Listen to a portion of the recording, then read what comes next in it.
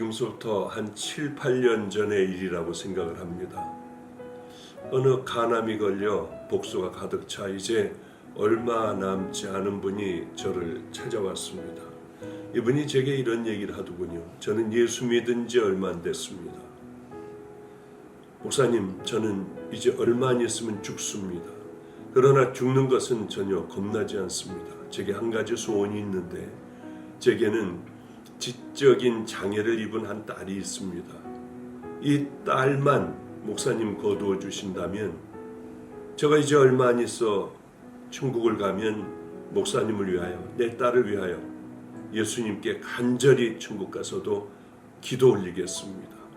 그런 얘기를 했는데 다른 것보다도 참 이 딸을 사랑하는 아비의 간절한 마음, 그 마음이 제게 많이 느껴졌어요. 그러면서 내 남은 삶은 얼마 되지 않겠지만 나는 생명을 다해 하나님의 뜻대로 살아갈 겁니다. 그런 얘기를 하는데 제가 얼마나 마음에 큰 감동이 왔는지, 정신적인 지체가 있는 애를 받아들인다면 선생님도 따라야 하고 우리 집안의 식구들은 그 아이 때문에 아마 어떤 일도 하기가 좀 힘들 것 같았습니다마는 그 아비의 간절한 소망, 또 이제는 내가 예수 믿은 지 얼마 안 됐지만 남은 삶을 이 땅에서 하나님의 말씀대로 살면서 한번 살아보겠다. 그래서 천국을 가 주님 앞에 목사님 내 딸 위해서 또한 기도하겠다 하는 말씀을 저에게 하더라고요. 저는 마음의 깊은 감동 가운데 그 아이를 받아주게 되었습니다. 지금은 물론 너무 행복하게 잘 살고 홈커밍 데이, 집 나갔던 아이들이 1년에 한 번씩 올 때 이 아이는 피아노 독주를 하고 또 지금 학교를 잘 다니며 마음속에 사랑하는 아이가 있어 어제도 그 마음속에 사랑하는 아이에 대한 얘기를 제가 해주는데 하나님 앞에 참 감사했습니다. 이 아빠는 천국에서 이 아이가 이렇게 행복하게 사는 걸 다 알고 계실 거야 하는 생각을 했습니다. 우리가 정말 크리스찬이라면 예수 믿은 지 얼마 되지 않은 사람도 생명을 다해 이 땅에 사는 삶, 그 삶에 하나님의 기쁨이 되는 삶이 살아가겠다고 하며 살아가는데 수도 없는 많은 날을 예수 믿고 살아온 우리들의 삶은 어떨까? 한번 뒤돌아보셨으면 참 감사하겠습니다. 저는 목사의 아들로 태어났습니다. 그런데 다툼이 많았던 교회 같아요. 어려서부터 상처가 많았고 초등학교 4, 5학년 때서부터 저는 제 마음에 하나님이 없다고 생각을 했어요. 그리고 그때 당시에 5원을 헌금을 하라고 주면은 얼른 나가 2원어치를 사 먹고 나머지 3원을 헌금을 했습니다. 주일날은 뭐 사 먹는 맛에 그렇게 기다려졌던 기억이 납니다. 왜 제가 39살까지 하나님을 만나지 못했을까요? 예수를 잘 믿는다고 하는 그분들로부터 마음의 상처를 입고 저분들의 삶을 보면 분명히 하나님은 안 계셨습니다. 그래서 저는 하나님을 떠나게 됐고 그 많은 날들을 방황하며 살다가 몸에 병이 들어 비로소 주님을 만나 내 생명을 다해 이제 그분을 위하여 한번 삶으로 살아봐야겠다. 그분의 말씀에 순종 한번 해봐야겠다는 결단을 하고 이 길을 걸어가기 시작을 했습니다. 얼마나 많은 힘든 나날들이 있었는지요. 벌써 30년이 가까운 그런 세월이 흘러가고 있습니다.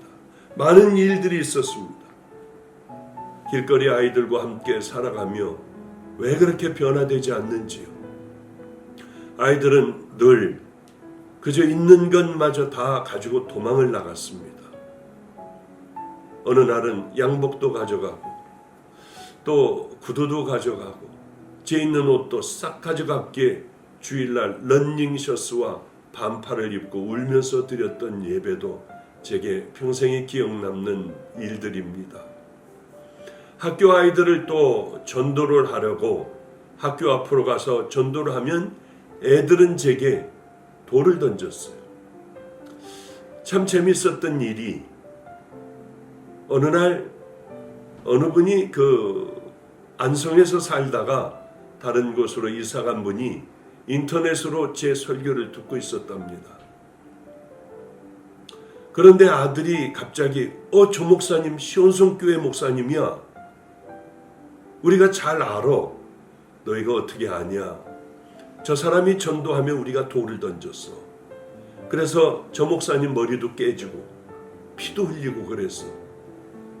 그러면서 제게 와서 무릎을 꿇고 내 아들의 죄를 용서해 달라고 그러며 울던 그분 기억이 납니다. 늘 마가의 다락방 앞에 어느 두 분과 함께 오셔서 엎드려 울며 기도하던 그분이 생각이 나요. 맞습니다. 전도를 하다가 애들이 던지는 돌로 머리가 깨져 수건으로 막아가면서도 이러면 안 된다. 죄지면 안 된다. 예수님을 믿어야 한다. 제가 왜 그런 삶을 살았을까요? 저는 주님을 만났습니다. 누가 뭐라고 해도 상관이 없어요. 저는 제가 만난 주님이 계세요. 주님을 만나는 그 처음에 하나님 앞에 엎드려 꼭 하나 물어보고 싶은 것이 있어요. 제 어렸을 때 싸우던 그 사람들은 누구였나요? 하나님 앞에 그렇게 울면서 간절하게 첫 질문을 던졌습니다. 제 마음에 들려온 음성은 가짜란다. 이 땅에 얼마나 많은 가짜가 있는 줄 아니? 그때야 비로소 교회 다닌다고 다 천국 가는 건 아니구나. 거기에도 진짜와 가짜가 있구나. 나는 절대로 가짜로 살지 않아야지. 종들이라 하는 자들 가운데 얼마나 많은 가짜가 있는 줄 아니? 너는 그렇게 살지 않겠니? 제게 물으셨을 때 얼른 길거리에 쳐 죽은 개가 생각이 났습니다. 하나님, 저는 길거리에 쳐 죽은 개 같은 인생은 안 살겠어요. 제가 만약에 하나님의 영광을 가로채고 하나님의 뜻을 거스리는 삶을 살아간다면 얼른 저를 데려가세요. 이 땅에 그 모습으로는 살기 싫습니다. 그리고 기도를 하며 하나님, 그렇게 살 때는 불러가신다면, 저를 죽여버리신다면 이 길을 생명을 다해 살아가겠습니다. 우리 성도님들, 이 땅에서 우리가 아무리 잘 먹고 잘 산다 해도 주님의 앞에 갔을 때에 너는 아니야. 너는 가짜였어. 너는 정말 내 신부로 살아왔니? 이 무릎을 물으신다면 우리는 어떻게 대답할까요? 하나님의 말씀에 사람들은 저에게 그래요.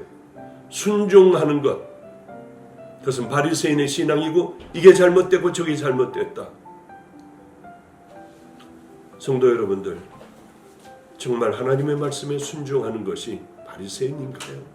사랑하고 용서하고 낮아지고 섬기고 이게 정말 바리새인인가요? 정말 하나님을 만났으면 우리는 반드시 순종의 길을 걸어갈 수밖에 없다고 하는 것이죠. 매맞고 다 훔쳐가고 억울하고 모욕을 당해도 우린 주님을 바라보며 그 믿음의 길을 걸어가는 것이 성도의 당연한 길이라고 생각을 합니다. 이제 성도 여러분들, 작은 것부터 시작하십시오. 하나님은 큰 것을 여러분들에게 요구하시지 않습니다. 여러분들의 능력 밖의 것을 요구하지 않으십니다. 하나님께서 원하시는 것은 작은 일들, 하찮은 일들, 우리가 생각하기에 별 볼 일 없는 그 일서부터 하나하나 시작해 나갈 때 많은 세월이 흘러 우리도 모르게 벌써 하나님의 사람으로 거듭나고 변해 있을 줄 믿습니다. 정원을 망치려면 그저 내버려 두면 됩니다. 그러면 잡초가 우거지고 뱀들도 우글거리는 몹쓸 땅이 되어버리고 맙니다. 하나님께서는 우리가 주님 앞에 갔을 때에 너 설교 얼마나 많이 들었니? 너는 집사니 장로니 평신도니? 이건 묻지 않으실 겁니다. 너의 삶 속에 얼마나 많이 순종했니? 얼마나 많은 열매를 맺었니? 너는 얼마나 거듭난 삶의 길을 걸어왔니? 그것을 우리에게 분명히 물으실 겁니다. 우리는 가짜가 아닌 주님 앞에 갔을 때 너는 사랑하는 내 딸이야, 아들이야, 종이야, 이 음성 듣는 믿음의 귀한 성도님들 되시기를 주님의 이름으로 축복합니다. 감사합니다. 고난이 닥쳐오면은 누구나 다 질문이 생기죠. 중세의 그 행위를 공로로 봐서 거기에 대한 반대도 그렇고. 이상해요. 주님 없이 열심히 살아가는데 이제 다 가진 것 같은데 또 두려워. 여러분 그게 인생이에요. 우리가 믿고 있는 예수 그리스도는 이 땅에 살고 있는 지금 오늘 이 시간 여기에서도 하나님의 아들이시고 우리의 주인이시고 믿습니다.